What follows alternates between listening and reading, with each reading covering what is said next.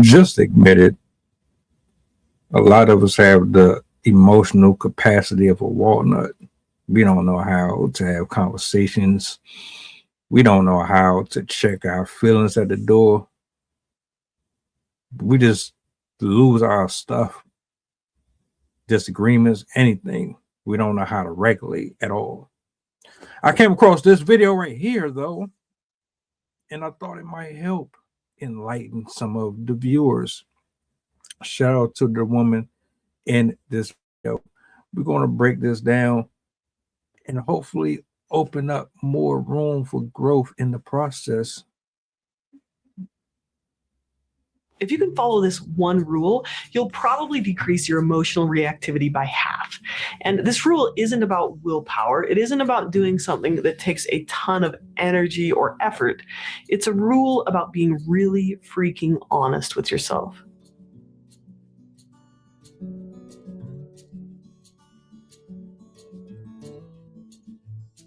When it comes to emotional reactivity, emotions are the match, the initial source of ignition. Our habits and our self-care and our problem-solving skills might be the wood or what maintains the fire. But how we think is like gasoline. And there's a certain type of thinking that's especially explosive when it comes to emotional reactivity, and that's black and white thinking. Now, black and white thinking is when you take a situation and you think about it in an extreme way. You push out all of the nuance and you turn it into something as intense as possible.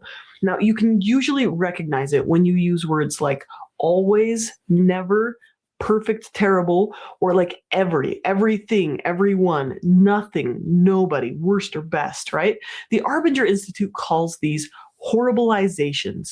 You take something and you horribilize it.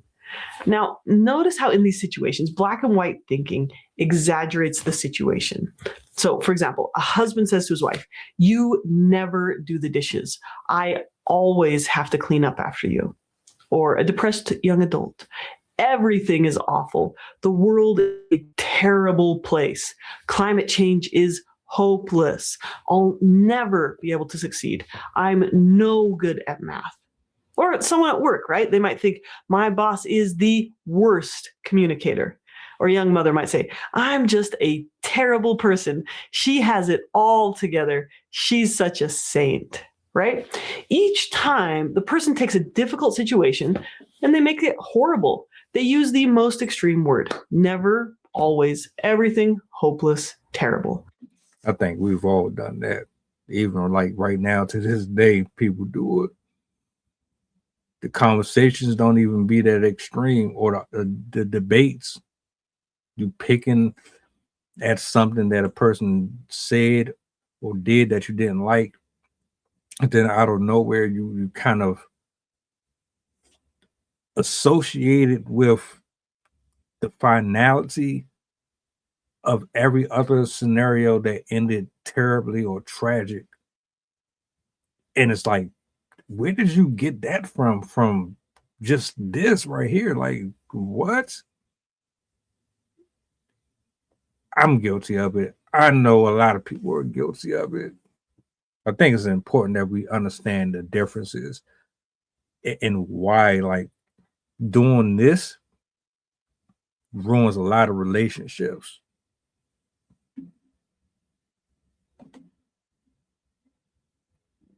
So the more extreme you're thinking, the more intense your emotions will be, and the more likely you are to be depressed or anxious.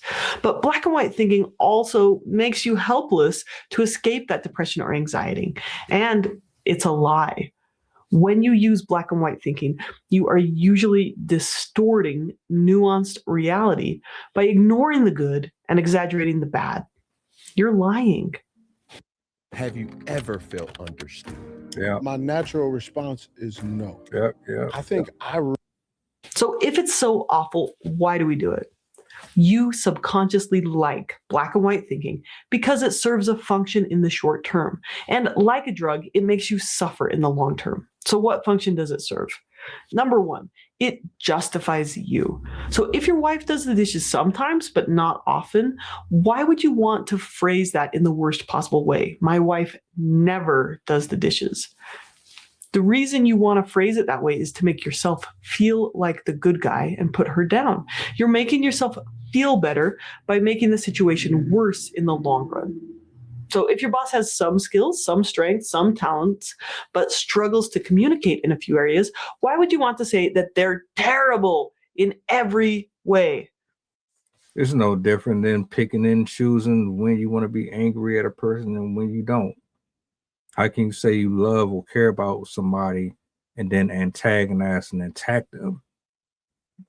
Forgetting about every single thing that they've ever done that was in your life. All that shit go out the window. One argument, all it takes. You just magnify all of this bad as if that was the culmination of the entire partnership or whatever kind of relationship you had with a person. I can't stand that. Because then you don't have to put in the effort to be assertive and communicate your needs and listen to theirs. Believing that your boss is terrible is a mental habit to excuse yourself from work. So if math is hard for you, let me give you one more example. If math is hard for you, why would you want to believe that it's impossible for you? Why would you want to lie to make a sincerely difficult situation harder?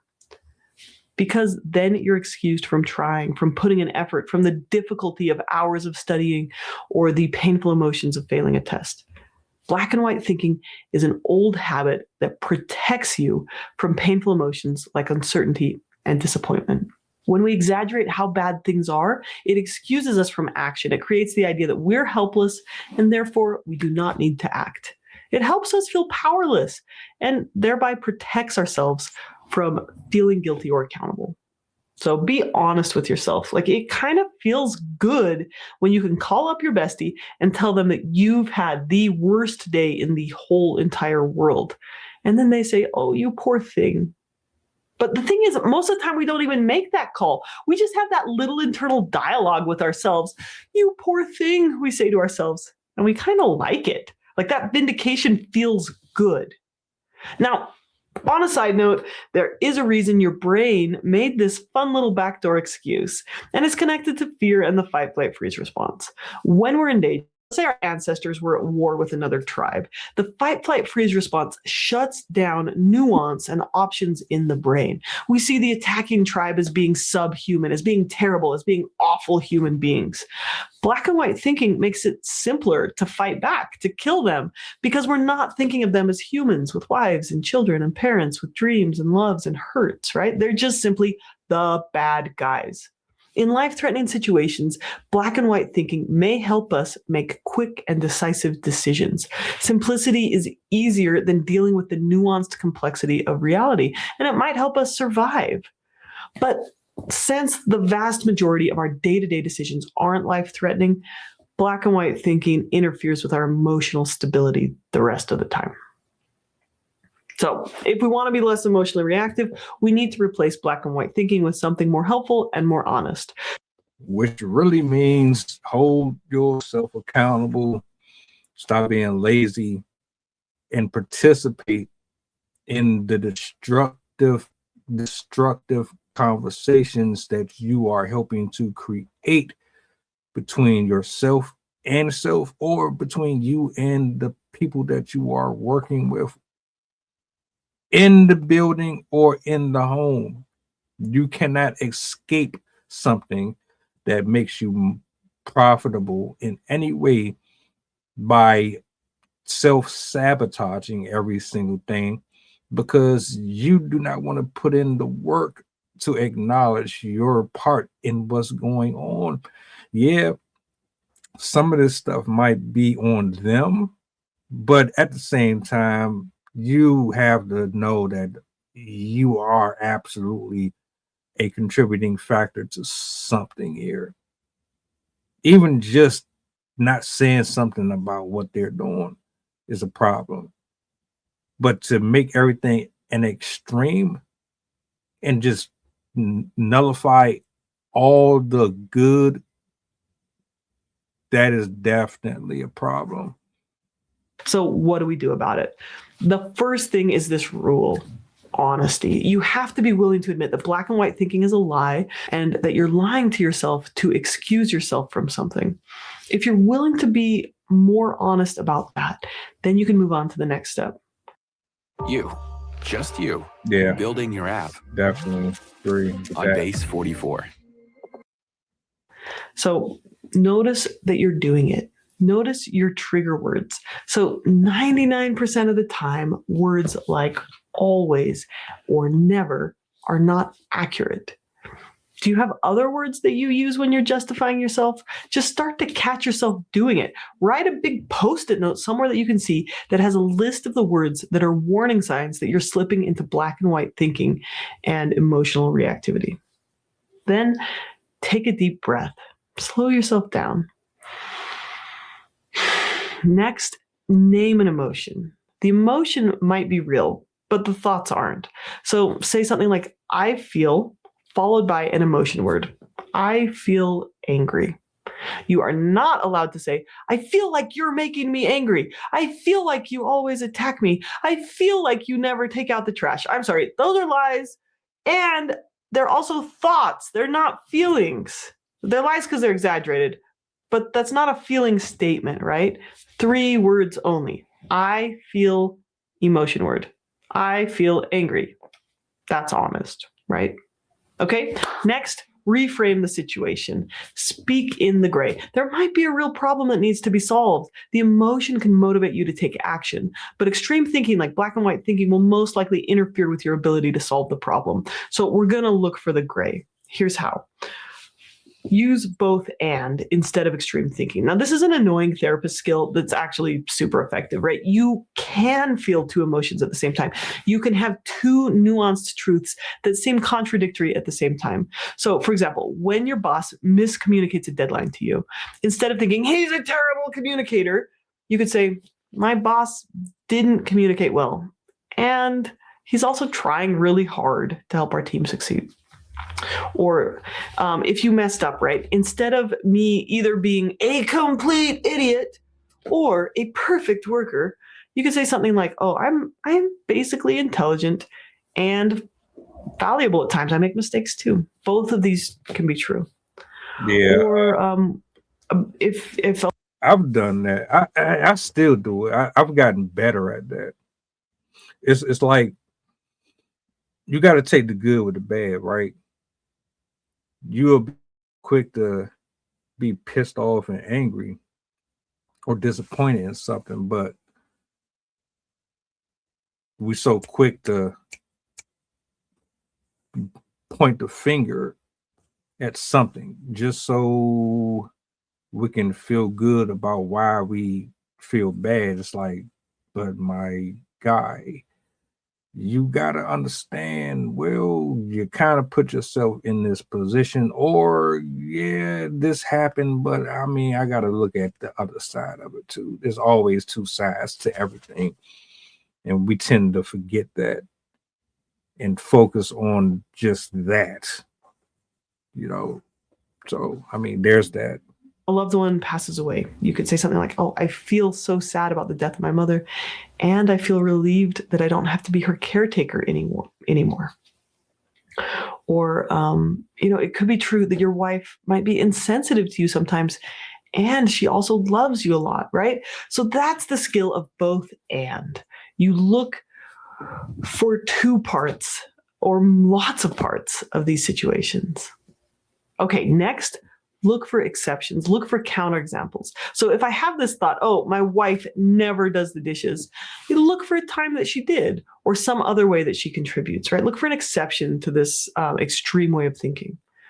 Or be specific. Speak about one single situation. So use a less extreme word. So instead of saying, my boss is a terrible communicator, you say, my boss wasn't clear about her expectations for the timeline for this assignment. Be really specific, right? So instead of everything is awful, describe what specifically is awful.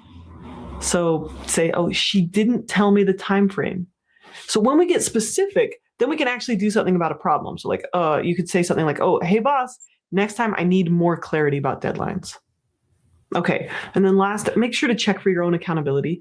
In the majority of situations, we are playing a role in the cycle. If there's a communication problem at work, perhaps we need to work on using clarifying statements or being more assertive.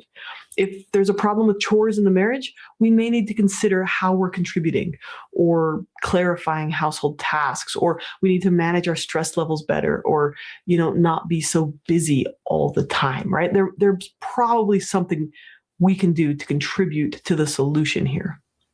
Now, remember, one of the main reasons that people get depressed or anxious is how they perceive reality. When we're able to be more flexible and intentional and truthful in our perceptions, in our words, we're often able to escape the extreme emotions, and depression and anxiety can lift, right? Now, when you've been thinking in extremes for much of your life, it can be really hard to catch yourself doing it. So working with a therapist can really help you notice and replace this type of thinking with something that's way more emotionally stable. When it comes down to it, you can change your brain. You can improve your mood. You can get better at feeling. So This was a good one. I enjoyed it a lot. And she explained it in a way that I knew I was doing it, but I didn't realize I was calling it or looking at it, what did she say, black and white? I didn't know I was doing that, but I knew I was doing it, if that makes sense. Hopefully it helps somebody here. Shout outs to this lovely lady here for sharing her knowledge with us. If you have any comments or anything that you want to add to the discussion, you're more than free to do so. Appreciate you guys.